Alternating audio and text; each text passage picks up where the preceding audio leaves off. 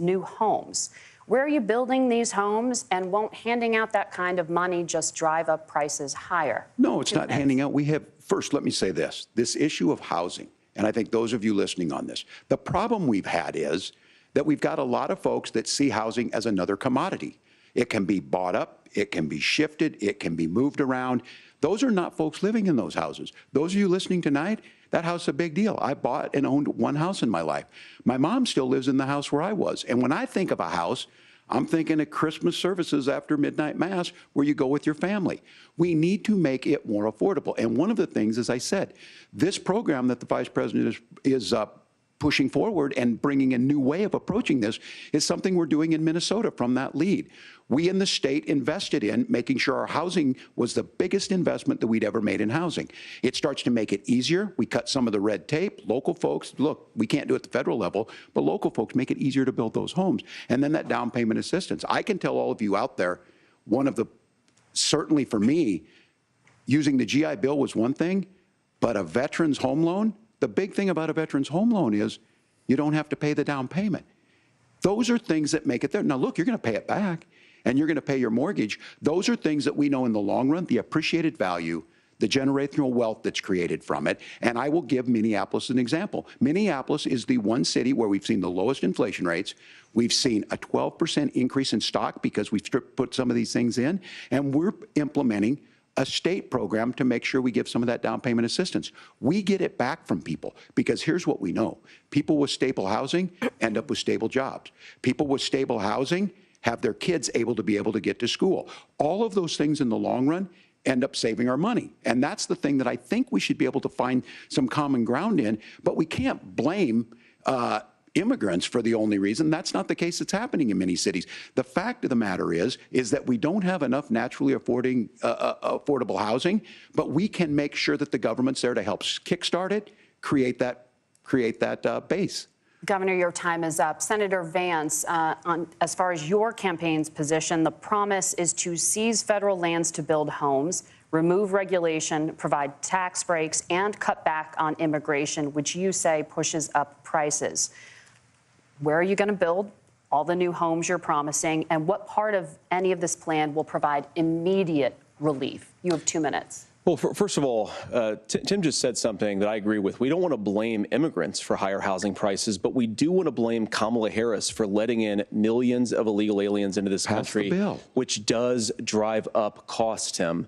25 million illegal aliens competing with Americans for scarce homes is one of the most significant drivers of home prices in the country. It's why we have massive increases in home prices that have happened right alongside massive increases in illegal alien populations under Kamala Harris's leadership. Now, Tim just mentioned a bunch of ideas.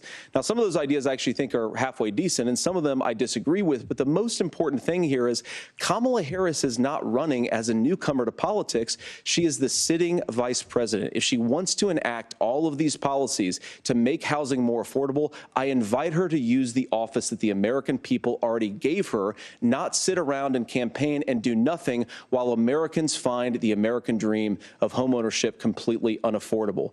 Now, you asked, Margaret, what would immediately change the equation for American citizens if you lower energy prices? As Donald Trump says, drill, baby, drill. One of the biggest drivers of housing costs, aside from illegal immigration, is, think about it. If a truck driver's paying 40% more for diesel, then the lumber he's delivering to the job site to build the house is also going to become a lot more expensive. If we open up American energy, you will get immediate pricing relief for American citizens, not, by the way, just in housing, but in a whole host of other economic goods, too. Senator Vance, you still have 23 seconds there. Do you want to answer? Can I have it? Where, yeah. Governor, we will get to you in a moment. But, Senator, where are you going to seize the federal lands? Can you clarify? Well, what Donald Trump has said is we have a lot of federal lands that aren't being used for anything. They're not being used for a national park. They're not being used, and they could be places where we build a lot of housing. And I do think that we should be opening up building in this country. We have a lot of land that could be used. We have a lot of Americans that need homes. We should be kicking out illegal immigrants who are competing for those homes, and we should be building more homes for the American citizens who deserve to be here. Senator, your time is up. Governor, I do want to let you respond to the allegation that the vice president is letting in Well, of course, that's not migrants, true. And again, that you it's have the affecting facts. I housing guess we prices. agreed not to fact check. I'll check it. That, look, crossings are down compared to when Donald Trump left office. But it's, again, blaming and not trying to find the solution. I was going to ask, though, on this question, are we going to drill and build houses in the same federal land? And I think when people hear federal lands, these are really important pieces of land. Now, Minnesota doesn't have a lot of federal lands. I know in the western part of the countries we do.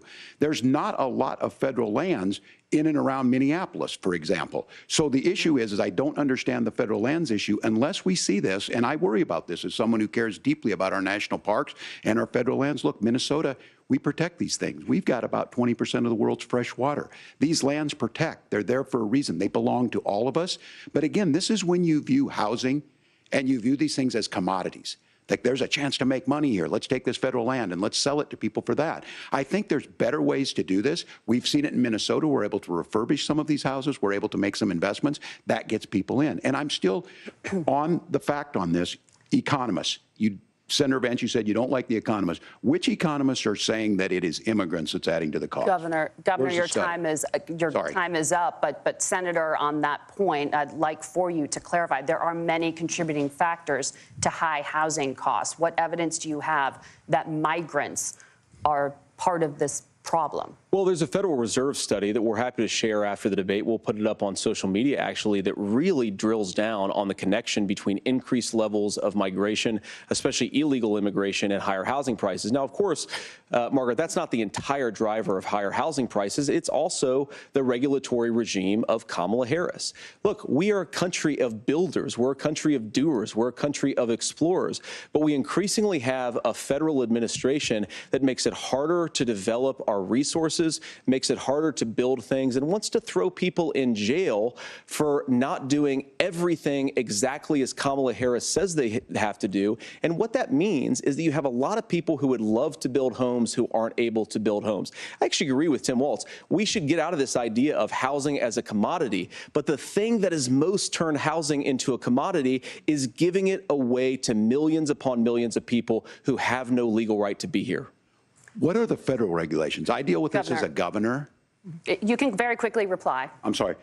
I get this as a governor, and I don't necessarily disagree with that in some cases, many of those are local, many of them are state. I don't know which ones are federal, but I think whenever we talk regulations, people think they can get rid of them. I think you want to be able to get out of your house in a fire. I think you want to make sure that it's fireproof and those types of things. So which are the regulations? Because the vice president's not responsible for those. Congress writes those.